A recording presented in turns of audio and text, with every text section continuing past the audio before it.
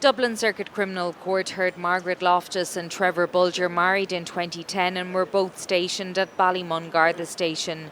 2 years later, when the couple were in County Mayo for a family event, Trevor Bolger, the court heard, sat at a bar drinking for the evening. He was irate with his wife for talking to her family, and when back in her family home later that evening, he hit her in the back and grabbed her in the hair. The assault in 2012 marked the end of their marriage. When interviewed by Gardaí some years later, the court heard Mr Bolger, who served in Ballymun and Clontarf and was later promoted to the rank of detective in Howth, deny the assault allegations. The 48-year-old entered a guilty plea earlier this year. In victim impact evidence, Ms Loftus, seen here in the sunglasses, who left on Garda Síochána after the incident and relocated to Mayo, said, "I felt shame when he was the one who needed to hang his head in shame." She said he took an oath as a Garda, but violently assaulted her that night.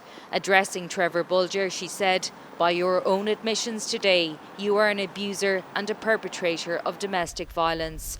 The defence asked the judge to take into account their client's otherwise unblemished criminal history, his age at the time, his apology to his ex-wife, and his expression of remorse. Mr Bolger's lawyers also asked the court to have regard for their client's long career in Garda Síochána and positive contribution to society. They said custody would be more difficult for him. The court heard various testimonials, including from the Garda's wife and a retired inspector.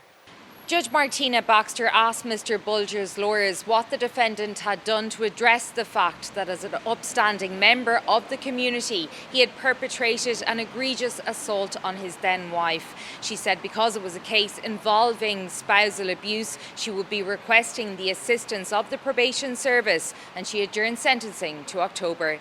Deborah Naylor, Virgin Media News at Dublin Circuit Criminal Court.